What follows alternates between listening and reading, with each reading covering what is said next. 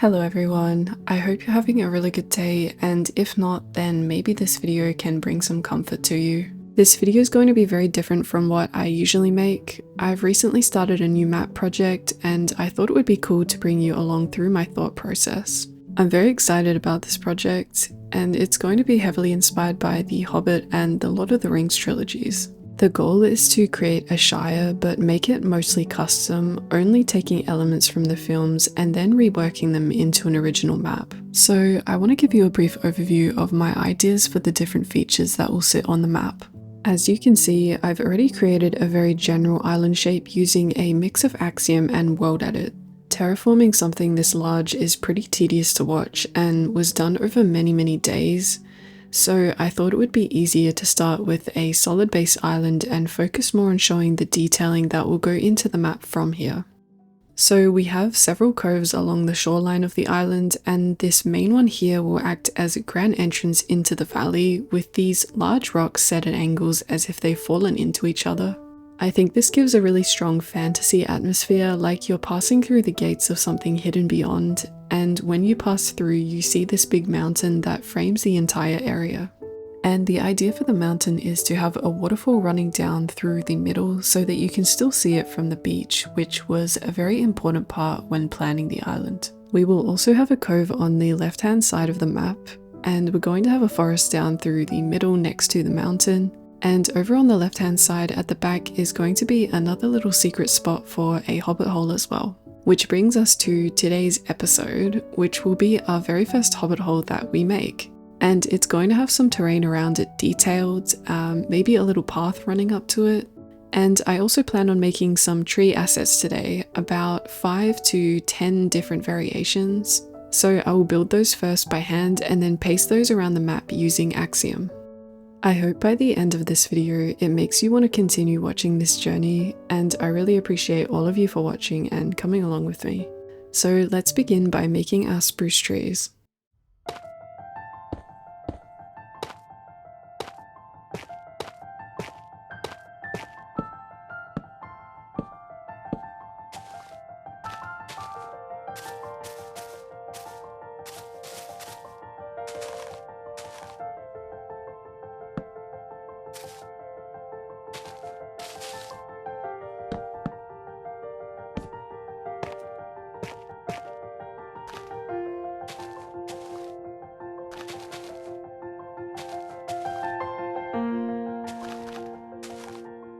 Now that we're working on one of our bigger tree variations, I think it's a really good time to explain a little bit of how I structure the tree.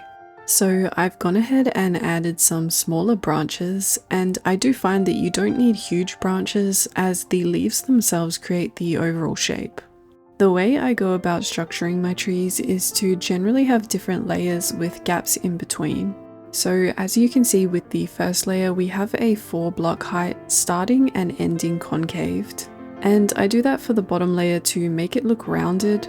Then I like to put a full gap and create another layer of maybe 2 to 3 blocks thick and repeat this process. Another thing I really like to do with all of my trees is fly to the very top and look down. And if you can see that your branches or leaves are following a spiral shape, then you know that generally from each angle it's going to look pleasing to the eye.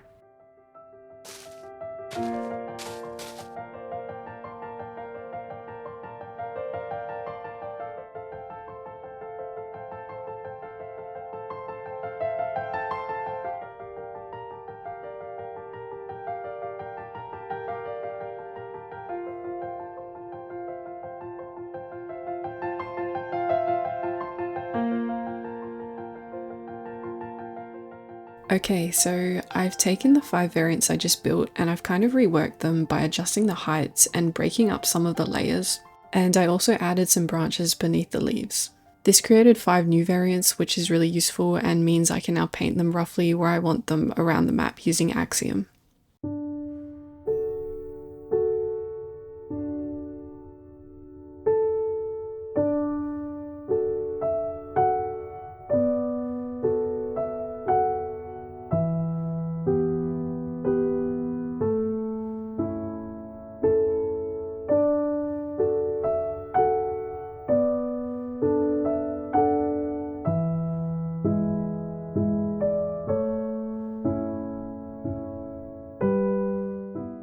I've refined some of the tree placement off camera as I wasn't really happy with them and where they were positioned initially.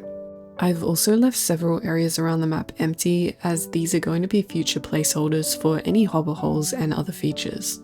Down the middle here you can see I've left an area for a path that I want running up to the waterfall, and the entire island looks a lot more full now.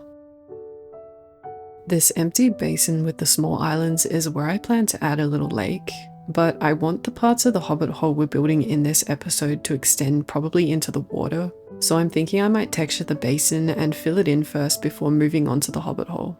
I've gone ahead and pushed some of the moss blocks back to create space for where the texturing will go. Okay, so for the color palette of the base of the lake, I was thinking I'm going to use mud and muddy mangrove roots with podsol around the edges of the lake. I think this will create a sort of swampy feel.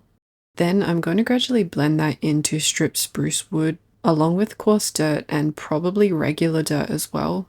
And then toward the very center, I'll transition into packed mud and dripstone blocks.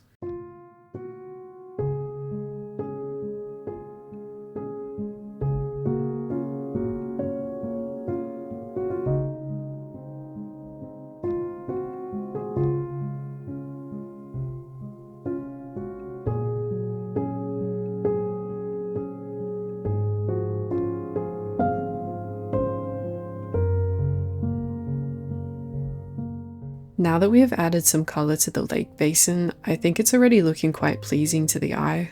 And once we add some greenery and fill it with water, it should definitely feel much more complete. Before we start on the hobbit hole, I'm going to add some color to the tops of each small island in the center, then come back later to detail them with things like leaves and rocks, flowers, or any other finishing touches that I can think of.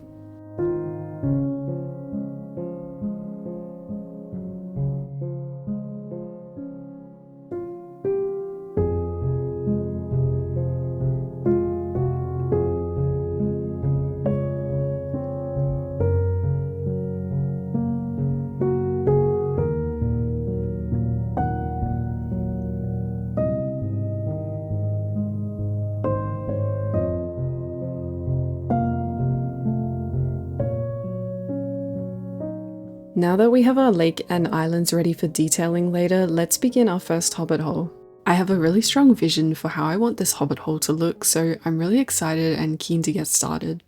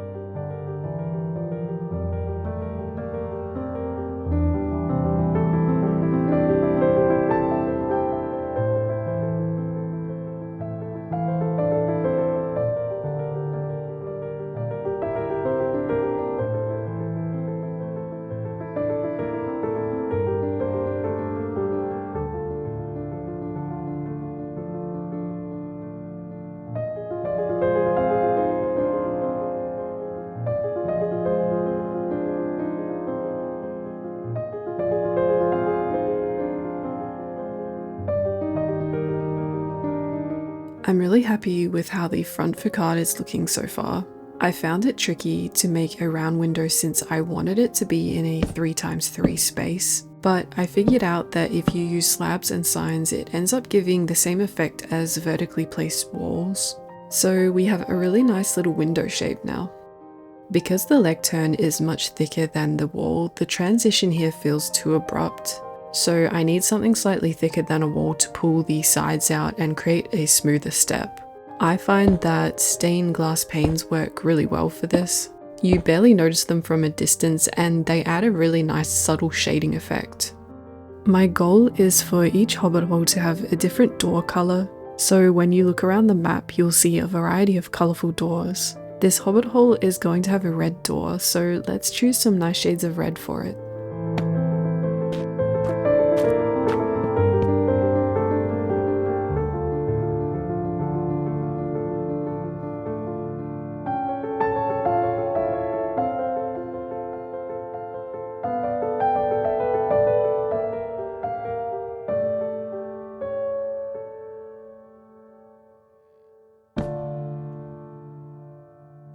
Our red door is looking nice, so now let's add a chimney to go on top and hollow out more of our hobbit hole.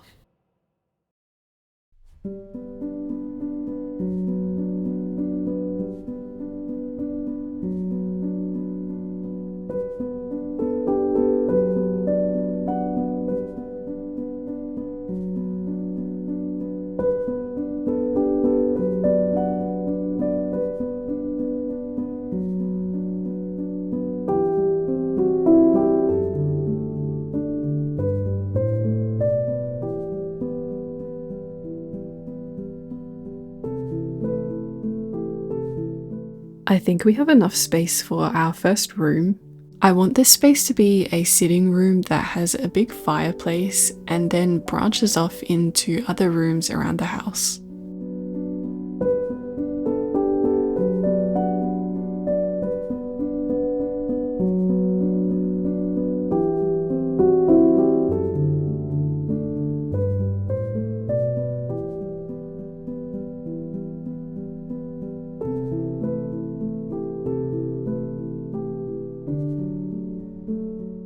I left a gap between the light grey glass and the frame. I thought it would be cool to have this glass effect using normal glass panes to create some lines, and I'll show you what it looks like from the outside so you can get a better idea. So you can kind of see it better from out here. It kind of gives a real life window effect, which I think is really cool. And I think it'll especially look nice once we warm up the interior as well.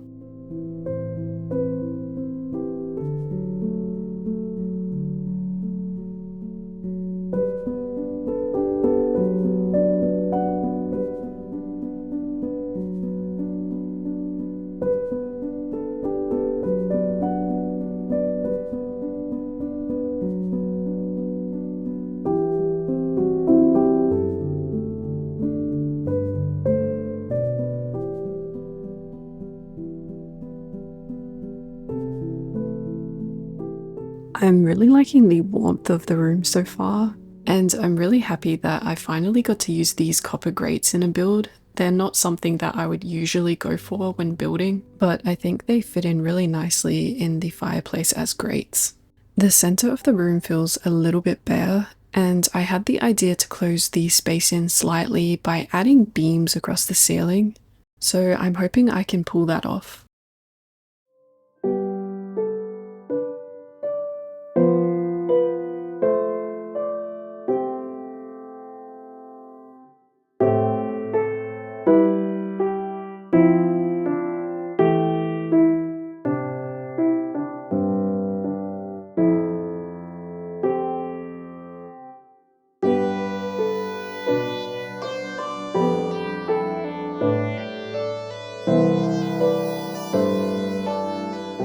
While placing some of the decor, I thought of a cool way to bring some light into the hobbit hole. I'm going to add some skylights, but design them to suit the style. I don't want anything modern, but for it to feel like the general fantasy theme that we've stuck to the entire time.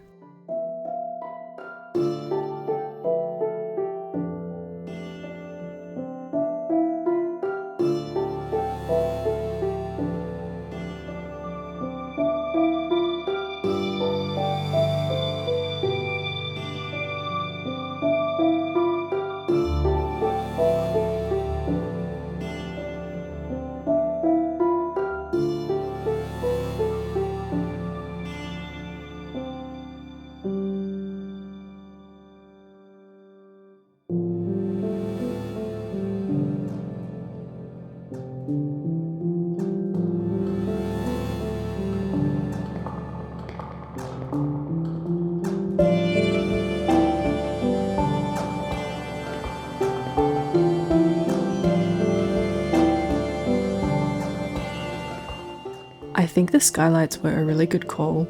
I love how much light they let in, and being able to see the spruce trees when you look up is definitely a really unique vibe. I feel like it's not something you usually see in a Hobbit hole, but I do think it works nicely.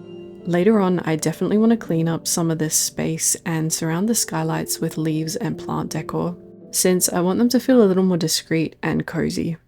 Now let's go back inside and get a start on our kitchen.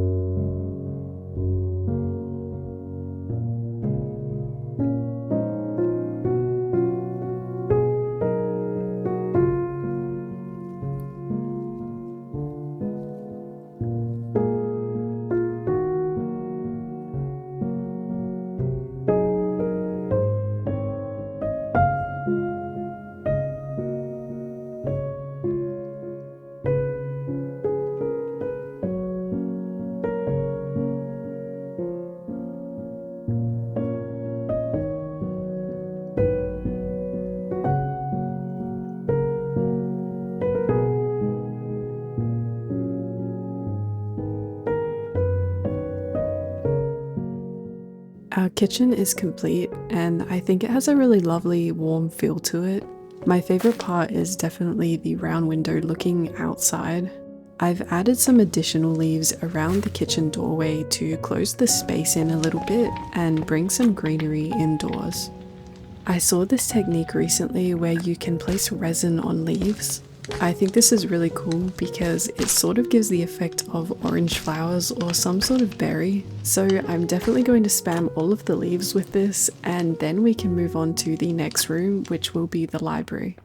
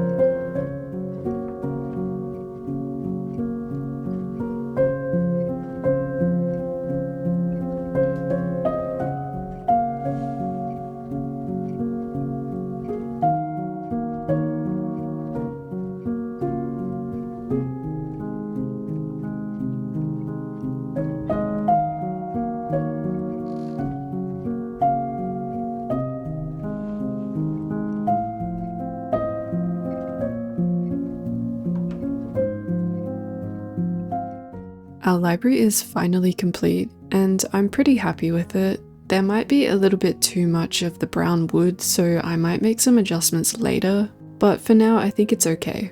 I've left these item frames empty since I plan to make a large map of the island at the end and keep it in here as its home. Let's move on to the next room, which will be the bedroom.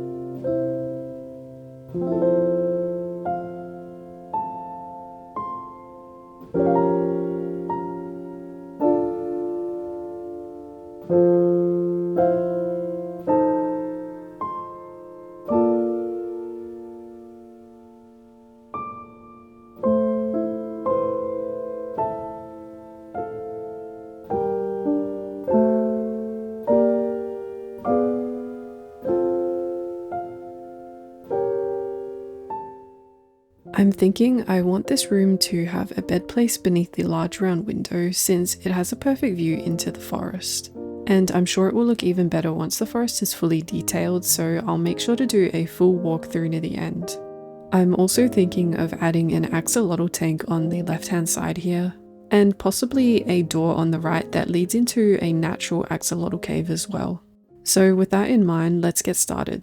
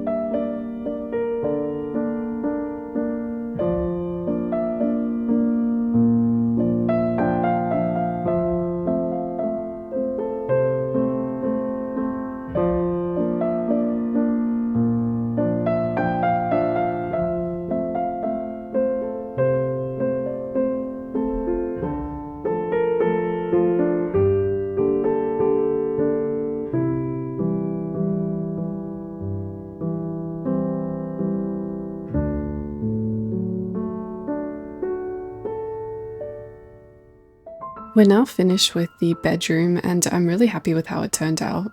I love the view out into the forest. I think it creates such a nice atmosphere, especially with the fog. Over here we have our cute axolotls in their tank, and I've also added my two IRL cats in the corner here. Now let's move on to our natural axolotl cave.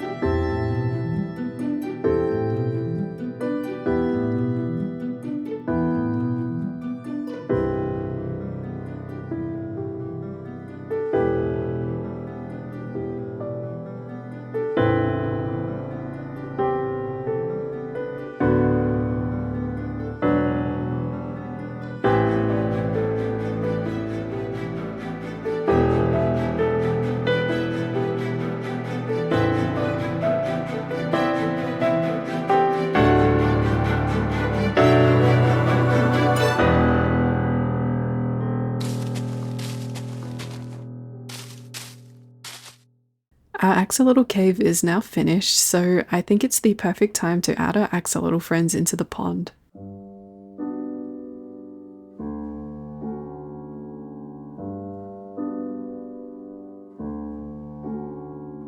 I think I'm going to do the same thing with the roof as the lounge room and add in some skylights continuing through the hallway as well. And also make a simple storage room here since I want this map to cater to survival players. So let's get started on this next room.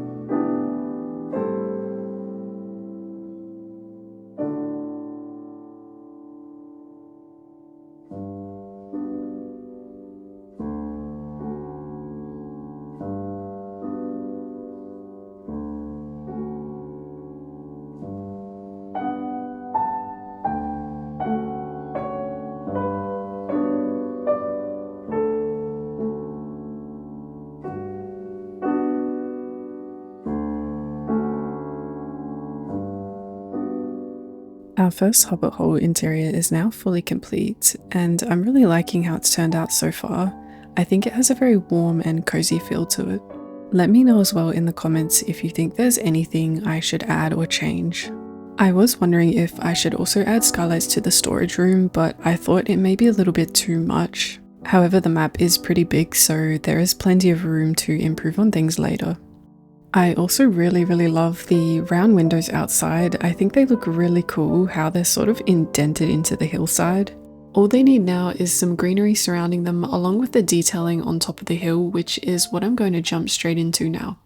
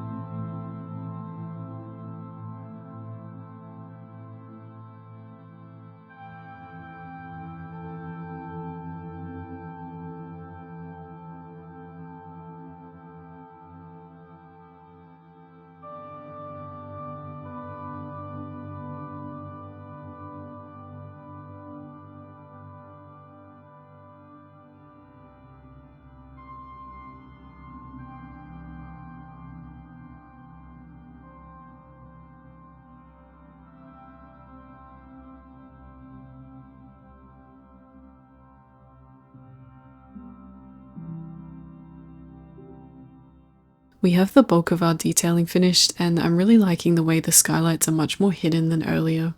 When I'm detailing, I really like to use a lot of flowers and leaves to bring life to the forest floor with a real mix of greenery so that every area has at least something. Even if it's just a small stone button acting as a rock, then it's better than leaving it empty. I've left a good gap here for a tree that I'm about to build, and I want it to be quite low with some lower branches as well. So I'm going to build that now and then jump straight into filling the entire basin here with water, and I'll also start detailing the islands and then underwater as well.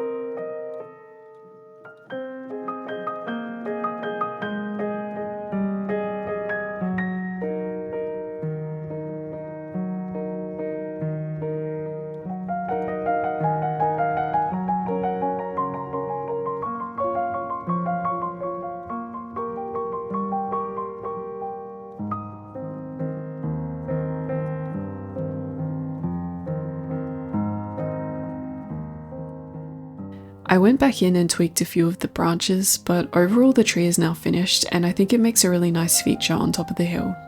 Now it's time to fill the basin with water and add all of the little details both in water and on top of the islands.